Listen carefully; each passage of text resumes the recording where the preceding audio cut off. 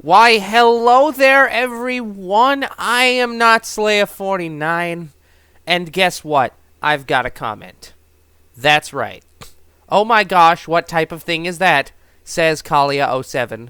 El Tardo, fun fact, El Tardo in the mission that he starred in, I don't remember what adventure it was. What was the adventure called? I think it was like Retard Land or something like that. That was created with the help, no, Crapland. Crapland, that's what it was. Why does that have a little, why does that have a thing on it? I don't know. Crapland was created with the help of one of my friends from back when I lived in Minnesota, way back when I first had Spore. She helped me with that. I mean, it was mostly her idea. That was back before I actually knew how to, that was way back before I actually knew how to, do literally everything. So yeah. Also, what's the deal with all the Spore servers freaking out, right? I know that more than 0 people have played William Safari Adventure. In fact, you can see the top 6 right here. Or it's usually the top 10, right?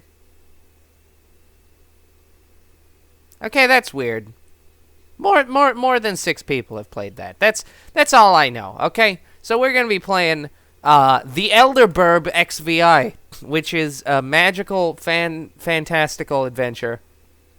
It comes in 2 flavor, reg and no bot parts, because as you all know, the Birb people, the Birb people, they got bot part arms. And you know, as much as I wish they didn't, they do. They also have modded hands permanently, which sucks because like none of my high scores can get tracked anymore.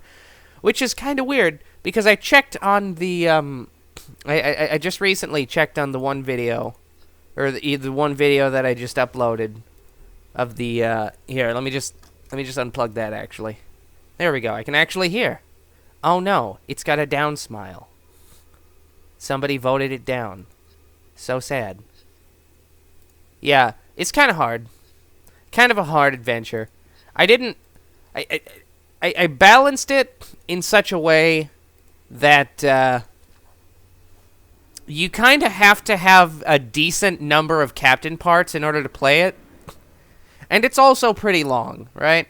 So in the Elder Birb XV, I picked the no bot parts version. God damn it. You go on an epic quest to recover the lost treasure of the Birbdig people. No bot parts version, since the number of people that have the bot parts is evidently like 3. Literally just 3 people, including me. Who could have known? Anyway, yeah. This is an adventure that I spent many a year trying to create. I mean, it was actually just like a week. And that was in between classes. It was a weird situation that was going on right there. You've been personally summoned by the Burble of Burbrun. You assume it involves a great matter of importance or something. So yeah, I created this mission, and then I got word that nobody has the bot parts. Everybody here is horrible and makes things. Here's Burbdrea Nevenici. Have you met her father? He's the steward up at Draburb's Reach. So yeah, this is pretty. You know how we got Skyrim meme? Well, this is pretty much the pinnacle of the expand Skyrim meme. Right here, you hate this guy. He owns Burb Furrow Farm, very, very successful business. So yeah, first step here is to go talk to Burbgroof the Greater, right? I suppose you kind of have to, you kind of have to. You kind of have to have played Skyrim in order to know where these things are, I suppose. That hadn't occurred to me. So here's Burbgroof the Greater. He's in his thing. The worst part about unbot parting this particular mission was the Burbs themselves, right? Because there were several unique outfits that I had to create without bot parts, I had to go to the base Burb, replace the robot arms with exoskeleton arms, and then go through and recreate every single outfit. Which is annoying. Ah, you must be the mercenary my advisors told me about. Being an outsider, you probably wouldn't know this, but we've had a rather troubling turn of events in recent days. Put simply, one of the legendary Burbgans has appeared to the south, beyond the mountains. We have also gotten word of more Burbgans appearing all over Burbrim. They must be stopped. Unfortunately, we know very little of the Burbgans outside of the children's tales. Most Burbs assume that they never even existed in the first place. Go through the doorway to my left and speak to my court wizard, Farron Birb. He'll have a task for you that should help us learn more about these Burbgans. So here he is. He's in the chair, right? And let me tell you, the set pieces right here for the interior, this right here was probably the hardest part. In fact, I didn't even really accurately recreate it because I pretty much... This mission just destroyed the complexity meter, right? Just completely destroyed the complexity meter. And this area was actually the area that I did last. The first area that you do right here. Yeah, it's the area that I did last, so it's pretty much the worst area right here. Here's Farrenburb's secret expansion. Why, hello there, Farrenburb. How are you doing? So, the Burble thinks you can... I can't do Icelandic accents, by the way. So, the Burble thinks you can be of use to me. Oh, yes, he must be referring to my research into the Burbgans. Yes, I could use someone to fetch something for me. Well, when I say fetch, I really mean delve into a dangerous ruin in search of an ancient stone tablet that may or may not actually be there. 90% of the lines in this were pretty much just adapted directly from Skyrim, by the way. Just throwing that. I learned of a certain stone tablet that's, said to be housed in Birb Falls Barrow. A Burbgan stone, said to contain a map of Burbgan burial sites. Go to Birb Falls Barrow, find this tablet, and bring it to me. Simplicity itself. The main road leaving Birb Run should take you most of the way. Past that, there's a small forest you need to go through before reaching the mountain proper. Come to Dryburb's Reach to discuss the ongoing hostilities like the rest of the great warriors. Yeah. So here's something that I've learned extensively, right?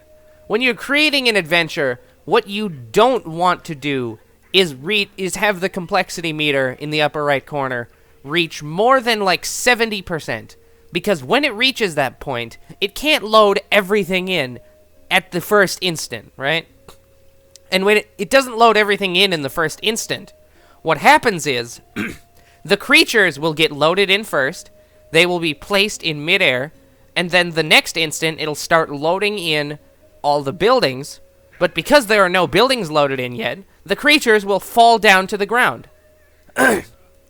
So if this guy was, say, on top of a chair, every single time you load the mission up, he will fall through the chair onto the ground and just be stuck in the floor right here. One solution that I've figured out to this is to have jump pads flipped upside down, set to invisible as the place where they first spawn, right? If you do that, then the game doesn't actually have to load anything in because they're invisible. But it still has collision, so they won't fall through it, right? Here's the Thalm the Emissary. Here's Heimburb. Praise be to Burbda, he who ascended the mortal plane and achieved the status of God. Trust in me, Burbrun. Trust in the words of Heimburb, for I am the chosen of Burbda. We must cast ourselves free from the shackles of oppression by our cruel one, the overlords. This guy overheard you talking. He overheard you talking shit, Heimburb. The one Imperial Legion only wishes us to conflict with ourselves, brothers. We must unite under the word of Burbda and strike down our cruel overseers. And then he's just over here. This guy actually has lines from the frickin', you know, the elf guy from the Mages Guild, College of Winterhold, whatever the hell thing. Here's a statue of Burbda. It's pretty much the statue of Talos. And this right here, this is your Vasker. The mead hall, right? You can actually walk through it. You can't go inside because I ran out of complexity, but you can walk through it. Isn't that neat? This is probably the most complex building I've ever made. And I know it doesn't look like all that much. I would have made it a lot more complex, but you run out of complexity meter at a certain point, right? So yeah, that's there. Up here you can see there's Burbland Greybeak. The flames of a burb can... I don't actually know what he's saying. Fun fact, if you stand on here, you take damage. Yeah. Bet she didn't know that. And then there's the Stone Burbda. There's actually a stone eagle thing above the Skyforge in Skyrim proper. But, you know, screw it. Children, elders, girls, boys, I don't care who, I'll punch the crap out of you. Here's an annoying burb child. By the way, you can kill pretty much any of these NPCs and it'll be inconsequential. With the exception of the Burble and friggin' whatever the frick, the little wizard guy. I think you can't kill him. So yeah, like Fair and Burb Secret Expansion said, we gotta go out into the plains of Burbrim. They said go out into the... There we go. Creating slopes in this game is hard, which is weird. Here's the Burlf. Simply put, the entire world of Burbrim has a wide variety of burb-based creatures. Basically, I went through and I recreated every single creature. Well, most of the creatures from Skyrim in the image of the burb. So as you can see right here, there's the Burlf. The non-BP version, of course, because this is the non-BP version of the thing. Basically, just burbs. Just burbs, right? I got trolls as burbs. I got spriggans as burbs. I got wisps as burbs. I got everything as burbs. I haven't quite created everything yet. I have yet to create any of the Daedra as burbs. As you can see here, we've got the burb crab. Still has the beak. And of course, at every point, I tried to use the bot part arms. This right here, this is the slot burbfish. I didn't actually get to use the bot parts for that one, which is good because I didn't have to make an edit for that guy in order to get the non-bot parts version. It's real fun. That sounded like somebody biting something. Oh yeah, looks like ooh, a burbgen. A burbgen has challenged the guy right there. There's the burbgen. All right, let's go take out the burb. I don't have charge. Oh well. Normally that burbgen is supposed to be here in this forest area, but screw it. Also, that guy's attacking me. Also, if you head over yonder, there's a Burmouth. Ow. Ow. Okay, frickin' slot burbfish. Get out of here. I bees you. Dead. That's right, get wrecked. Quite accurate to the Skyrim things. The giant burbs and the burb myths are only territorial. They are not. Yeah, see, they don't just actively destroy you. They're just territorial. You can go here and steal this guy's health potion if you want. That's pretty much all for that giant burb. Like I said, I destroyed the complexity on this one, which is interesting because it really isn't all that complex. Really, the complexity meter for Spore Galactic Adventures, when you're making an adventure, really, are you serious? God, frickin' slot burbfish.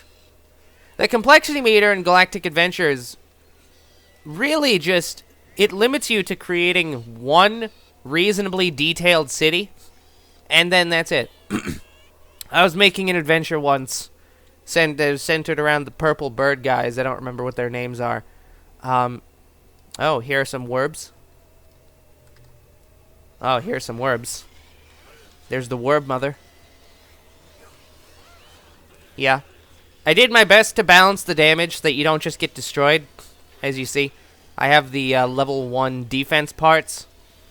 Right, the level 1 defense parts from the Zealot. And I'm not taking too much damage. I also tried my best to give you health potions here and there. But, you know, you can't have too many health potions, or else it's just like, oh, health potion here, health potion there, health potion everywhere. Speaking of a health potion, there's a health potion. If you can get past the frost burl. But, I mean, I have regen, so I don't even need to get that. There's also a glass burb sword in there. Made out of glass. Which is actually... It's actually a type of volcanic glass, like obsidian. Right? It's not actually glass. I mean, it is, but it's volcanic glass. Except in Skyrim, where they say it's malachite. That's something I never understood. Like, malachite is just... It's... It's like a common green gemstone, frickin' malachite. Here's another Burbgen, though. We can just bees that Burbgen right there. Yeah. You know, I gotta say, if they wanted to put frickin' the bees in this game, what they could have done a lot better was make it so that they don't stop getting bee swarmed as soon as you hit them with anything else. Here's Birb Falls Barrow.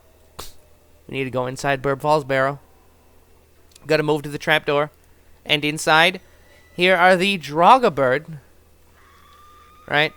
The Drogabird, they hurt, but if you swarm them quick enough, they shouldn't be able to do too much damage to you.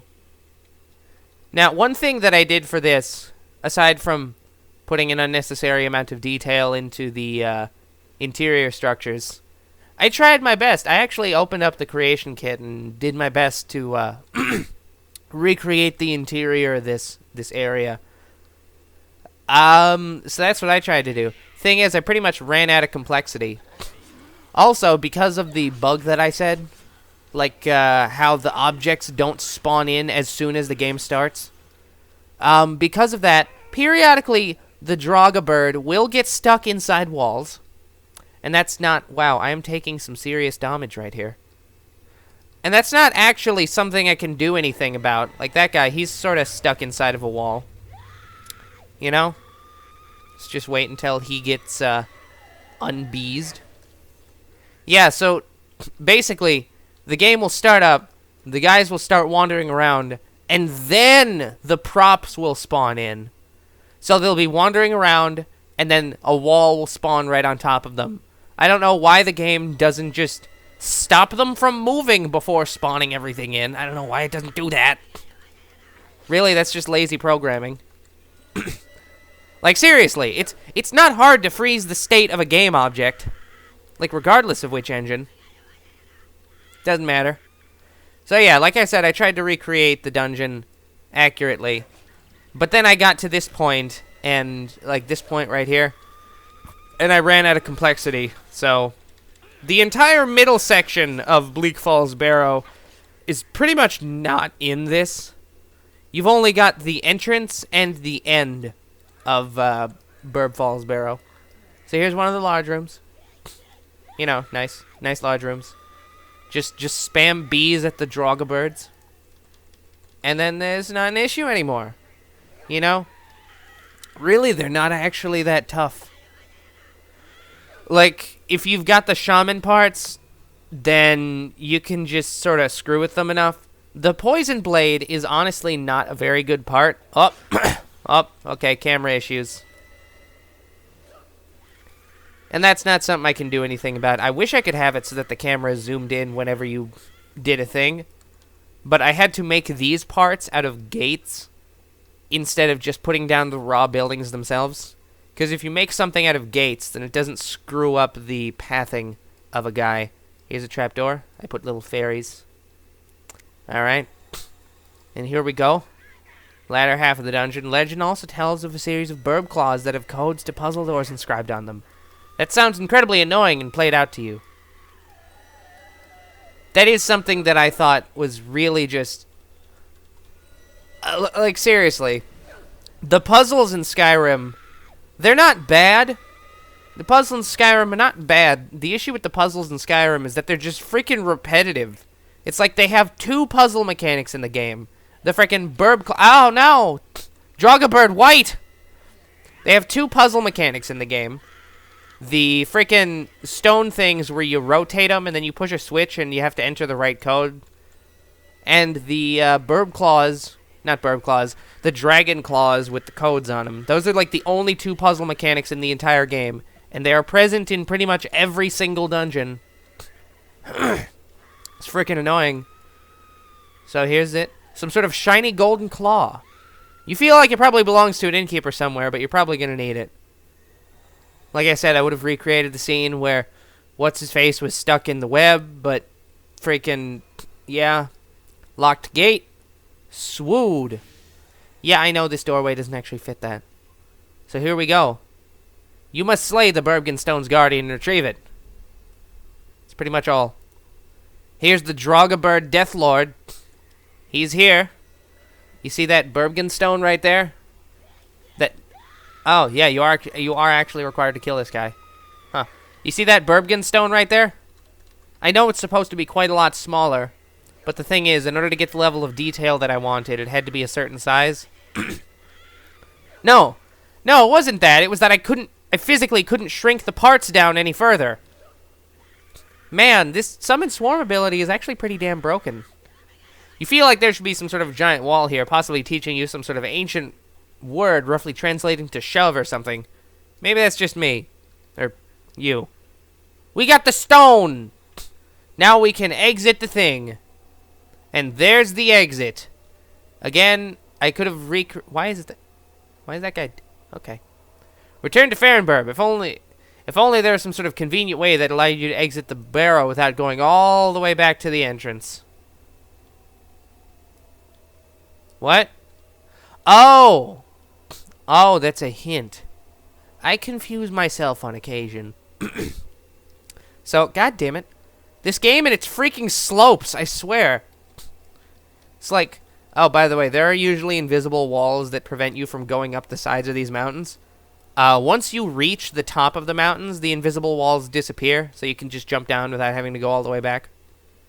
You just have to go all the way to the top of the mountain the first time. Alright? So let's go back to Birb's Secret expansion. We cleared the dungeon. Honestly, the combat in this game is horrible. So the dungeon is, truthfully, not that enjoyable to play through. I'm not gonna lie. But that's more the game's fault than mine. That... See right here?